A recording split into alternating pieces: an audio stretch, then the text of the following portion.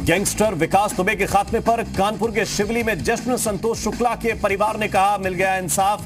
बिकरू मुठभेड़ में शहीद हुए पुलिस वालों के परिवारों ने सीएम योगी को कहा शुक्रिया। गैंगस्टर विकास दुबे के ड्राइवर से बरामद हुआ बम बनाने का सामान। घर में छुपाया गया था विस्फोटक। विकास दुबे के एनकाउंटर के बाद सीएम आवास पर high level meeting. ACS Awanish Awasthi और डीजीपी रहे मौजूद। सीएम को बताई एनकाउंटर की पूरी कहानी। एनकाउंटर में मारा गया 5 लाख का इनामी गैंगस्टर विकास दुबे। कानपुर के भौती इलाके में हुई थी पुलिस के साथ मुठभेड़। पुलिस के मुताबिक रास्ते में आते समय बर्रा के पास गाड़ी पलट गई, जिसमें विकास दुबे ने पुलिस का हथियार छीनकर भागने की कोशिश की थी। पुलिस ने यह भी बताया कि विकास दुबे से सरेंडर कराने की कोशिश की गई, लेकिन उसने फायरिंग शुरू कर दी और जवाबी कार्रवाई में विकास दुबे को ढेर कर दिया गया। विकास दुबे के एनकाउंटर के बाद उसकी मां का बड़ा बयान। कहा बेटे का मरा मुंह भी नहीं देखना चाहती। मेरा विकास दुबे से कोई संबंध नहीं है। कानपुर जाने से इनकार किया। यूपी पुलिस ने किया गैंग्स ऑफ कानपुर का खात्मा। एक हफ्ते में 6 बदमाशों को किया ढेर। विकास दुबे का मामा, चचेरा भाई और 3 साथी मारे गए। एडीजी कानून व्यवस्था प्रशांत कुमार ने कहा विकास दुबे ने हथियार छीनकर भागने की कोशिश की। इस दौरान मुठभेड़ में उसकी गोली लगने से मौत हो गई। मुठभेड़ में घायल 4 पुलिसकर्मियों को इलाज के लिए कल्याणपुर की सरकारी डिस्पेंसरी में भर्ती करवाया गया, जहां 4 का इलाज चल रहा है। मुठभेड़ में विकास दुबे को कुल 4 गोलियां लगी, जिनमें से 3 सीने में और 1 हाथ में लगी। पोस्टमार्टम करने वाले डॉक्टरों के मुताबिक छाती में गोली लगने से विकास की मौत हुई। एनकाउंटर में घायल 3 पुलिस वालों की हालत स्थिर बनी हुई है, जबकि मुठभेड़ में घायल 1 पुलिसकर्मी को इलाज के बाद छुट्टी दे दी गई है। कानपुर में जहां विकास दुबे का एनकाउंटर हुआ, वहां जनता ने पुलिस जिंदाबाद के नारे लगाए। घटनास्थल पर मौजूद उत्साहित लोगों ने पुलिस का हौसला अफजाई की। झांसी के शहीद सुल्तान सिंह के पिता हर प्रसाद ने विकास दुबे के एनकाउंटर पर संतुष्टि जताई। उन्होंने कहा कि पुलिस महकमे में जो भी गद्दार हैं, उनको भी इसी तरह सजा दी जानी चाहिए। हरिद्वार में योग गुरु बाबा रामदेव ने भी विकास दुबे के एनकाउंटर का समर्थन किया। कहा इस तरीके के अपराधियों को सरेआम इसी तरीके से दंडित किया जाना चाहिए, जिससे राजनीतिक और बदमाशों का गठबंधन खत्म हो सके। आगरा के शहीद सिपाही बबलू कुमार के भाई दिनेश कुमार का बयान। विकास दुबे मारा गया, लेकिन असली गुनहगार को बचा रही है सरकार। पूरे मामले की सीबीआई जांच की मांग की। कानपुर कांड में शहीद पुलिसकर्मियों के परिजनों ने एनकाउंटर के बाद यूपी पुलिस और योगी सरकार का धन्यवाद दिया। मथुरा के रहने वाले शहीद कांस्टेबल जितेंद्र पाल सिंह के परिजनों ने कहा कि आज एक दुष्ट का अध्याय खत्म हो गया।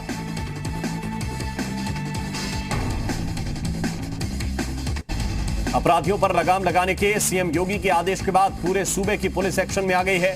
गौतम बुद्ध नगर पुलिस ने भी बड़ी कार्रवाई करते हुए अनिल दुचाना गैंग के एक सक्रिय बदमाश अरुण शर्मा की अवैध संपत्ति में से 2 कार कुर्क कर ली हैं।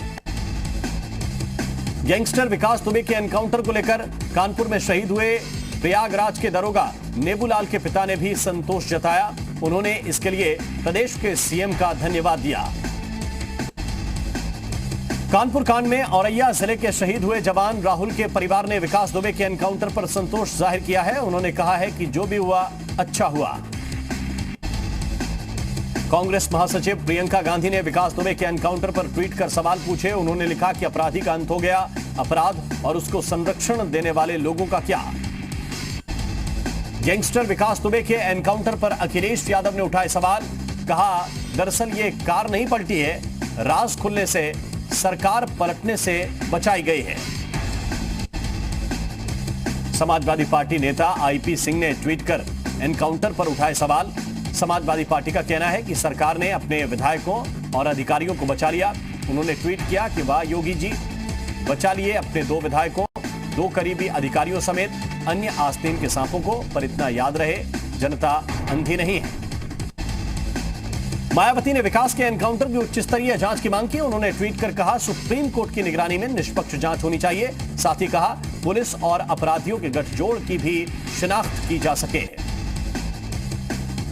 विकास दुबे के एनकाउंटर पर समाजवादी पार्टी ने सवाल उठाए। प्रवक्ता अनुराग भदौरिया ने कहा, एसटीएफ ने कुछ घंटे विकास दुबे से पूछताछ की होगी। अब एसटीएफ बताए कि किस किस बीजेपी के नेता और अधिकारियों को बचाने की कोशिश की जा रही है। विकास दुबे के एनकाउंटर को लेकर कांग्रेस एमएलसी दीपक सिंह ने प्रदेश सरकार पर निशाना साधा।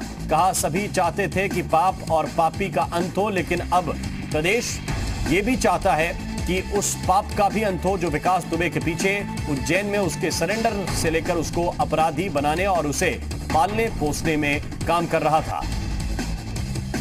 मध्य प्रदेश की पूर्व मुख्यमंत्री उमा भारती ने विकास दुबे के एनकाउंटर पर यूपी पुलिस को बधाई दी। कहा, 8 पुलिस वालों की निर्मम हत्या करने वाले राक्षस विकास दुबे को मार गिराने के लिए यूपी पुलिस को बधाई। विकास दुबे के उज्जैन तक पहुंचने को लेकर उठाए सवाल। दुर्दांत अपराधी विकास दुबे के एनकाउंटर का शिवसेना ने भी समर्थन किया। शिवसेना नेता संजय राउत ने कहा, पुलिस की कार्रवाई पर प्रश्न चिन्ह न लगाएं, बल्कि जिन गुंडों ने पुलिसकर्मियों की हत्या की उन पर सवाल उठना चाहिए। बीजेपी प्रवक्ता अनिला सिंह ने एसपी के वार पर पलटवार करते हुए कहा कि विकास दुबे को समाजवादी पार्टी का संरक्षण था। सुहेलदेव भारतीय समाज पार्टी के अध्यक्ष ओम प्रकाश राजभर ने एनकाउंटर पर सवाल उठाए। उन्होंने कहा कि ये एक ड्रामा है। 3 साल से विकास दुबे को सरकार बचा रही थी। समाजवादी पार्टी के नेता अबू आजमी ने कहा कि पुलिस की सारी पटकथा फर्जी है। अगर पुलिस विकास दुबे से पूछताछ करती तो कई बड़े नाम सामने आते, लेकिन पुलिस ने योजना बनाकर उसका एनकाउंटर कर दिया। कांग्रेस के प्रवक्ता रणदीप सिंह सुरजेवाला ने कहा कि विकास तो मारा गया, लेकिन कई सवाल अब भी बाकी हैं। अगर उसे भागना ही था तो उसने उज्जैन में सरेंडर क्यों किया? उस अपराधी के पास ऐसे क्या राज थे जो सत्ता शासन से उसके गठजोड़ को उजागर कर सकते थे? सांसद शरद यादव ने कहा कि विकास दुबे का एनकाउंटर फर्जी है। ये एक फिल्मी कहानी जैसा लगता है। ये आदमी कई बड़े रहस्य खोल सकता था, लेकिन उसका अंत कर दिया गया। इसे संरक्षण देने वालों का भी उतना ही दोष है जितना कि विकास दुबे का, इसलिए इनका राज जानना देश के लिए बहुत जरूरी था। विकास दुबे मामले में सुप्रीम कोर्ट में याचिका दायर की गई है। याचिकाकर्ता वकील ने हिस्ट्री शीटर विकास दुबे के घर और मॉल को ढाने के मामले में एफआईआर दर्ज करने का आदेश देने की मांग की है। साथ ही विकास दुबे एनकाउंटर की जांच सीबीआई को सौंपने की भी मांग की गई है। कानपुर के बिकरू गांव के पंचायत भवन में मिले देसी बम। पुलिस ने पंचायत भवन से 7 देसी बम बरामद किए। पंचायत भवन में छुपाकर रखे गए थे देसी बम, पुलिस ने डिफ्यूज किए। प्रमुख सचिव श्रम एवं सेवा योजन सुरेश चंद्रा झांसी में शहीद सिपाही सुल्तान सिंह के घर पहुंचे। शहीद की पत्नी उर्मिला ने कहा कि विनय तिवारी सबसे बड़ा दोषी है, उस पर भी सख्त से सख्त कार्रवाई होनी चाहिए। उर्मिला ने बताया कि वो शिक्षा विभाग में नौकरी करना चाहती है। मास्क न लगाने पर अब यूपी में होगा 500 रुपए का जुर्माना। बच्चों को भी मास्क लगाना जरूरी। शाम 7:30 बजे सीएम योगी कोविड कंट्रोल पर लेंगे अधिकारियों की बैठक। सभी मंडलायुक्त, DM, SP, CMO video conferencing के जरिए बैठक में रहेंगे मौजूद। यूपी में कोरोना कंट्रोल के लिए लगेगा वीकेंड लॉकडाउन। आज रात 10 बजे से सोमवार सुबह 5 बजे तक जारी रहेंगे कई प्रतिबंध। सभी ऑफिस, बाजार बंद रखने के निर्देश। जरूरी चीजों की सप्लाई जारी रहेगी। हाथरस की साकेत कॉलोनी में युवक का खून से लथपथ शव मिला। युवक की धारदार हथियार से की गई है हत्या। पुलिस मामले की जांच में जुटी। बहराइच के हरदी में पुलिस और बदमाशों के बीच मुठभेड़ हो गई, जिसमें 50,000 का इनामी बदमाश पन्ना यादव ढेर हो गया। बदमाश पन्ना यादव पर लूट, हत्या समेत कई आपराधिक मामले दर्ज थे। मुजफ्फरनगर की चरथावल थाना पुलिस और बदमाशों के बीच मुठभेड़। पुलिस ने 2 बदमाशों को किया गिरफ्तार। आरोपियों के पास से चोरी की बाइक, 2 तमंचे और कारतूस बरामद।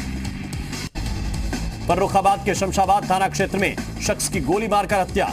खेत में सोते समय मारी गई व्यक्ति को गोली। 10,000 रुपए के लेन देन के लिए हुई हत्या। पुलिस ने 2 आरोपियों को गिरफ्तार किया। आगरा के मदनगर में पुलिस ने 4 मोबाइल चोरों को गिरफ्तार किया। कब्जे से 26 मोबाइल बरामद किए गए। आगरा की जगदीशपुरा पुलिस के हाथ लगी कामयाबी। पुलिस ने अवैध तमंचे बनाने वाले 3 लोगों को पकड़ा। 7 अवैध तमंचे बरामद। बागपत की छपरौली थाना पुलिस ने परमवीर तुगाना हत्याकांड के मामले में एक और आरोपी को गिरफ्तार किया। आरोपी बदमाश सुनील राठी गैंग का सदस्य है। आरोपी के पास से वारदात में इस्तेमाल की गई कार बरामद। बागपत में पुलिस और बदमाशों के बीच मुठभेड़, गोली लगने से 25,000 का इनामी बदमाश राहुल घायल, मौके से बाइक और हथियार बरामद। बागपत के खेकड़ा थाना पुलिस और बदमाश की मुठभेड़, पुलिस ने बदमाश को गिरफ्तार किया। मुठभेड़ में बदमाश हुआ घायल, बदमाश के पास से एक तमंचा और एक बाइक बरामद। यूपीसीएल के एमडी बीसी मिश्रा ने अधिकारियों के साथ हरिद्वार में बैठक की। अंडरग्राउंड केबलिंग के काम को 30 सितंबर तक पूरा करने के निर्देश दिए। कैदियों के पुलिस अभिरक्षा से फरार होने पर आला अधिकारियों ने सख्त रुख अख्तियार किया। आईजी कुमाऊं अजय रौतेला ने कहा है कि किसी भी तरह की लापरवाही बर्दाश्त नहीं होगी और जो पुलिसकर्मी दोषी पाए जाएंगे उनके खिलाफ कड़ी कार्रवाई होगी। उत्तराखंड में 1 अगस्त से कॉलेज खुल जाएंगे, लेकिन स्कूलों के खुलने पर अभी भी असमंजस बरकरार है। शिक्षा सचिव आर मीनाक्षी सुंदरम के मुताबिक स्कूलों को खोलने के बारे में केंद्र सरकार के दिशा निर्देशों का इंतजार है। उत्तराखंड में मुख्यमंत्री स्वरोजगार योजना के तहत बनाए जा रहे 500 मिल्क बूथ में आंचल दूध के प्रोडक्ट बेचे जाएंगे। सहकारिता मंत्री डॉक्टर धन सिंह रावत के मुताबिक 20,000 दुधारू पशु देने की योजना की लॉन्चिंग की जा चुकी है। पीएम मोदी ने देश को दी एशिया की सबसे बड़ी सौर परियोजना की सौगात। मध्य प्रदेश के रीवा में वीडियो कॉन्फ्रेंसिंग के जरिए अल्ट्रा मेगा सोलर प्रोजेक्ट का किया उद्घाटन।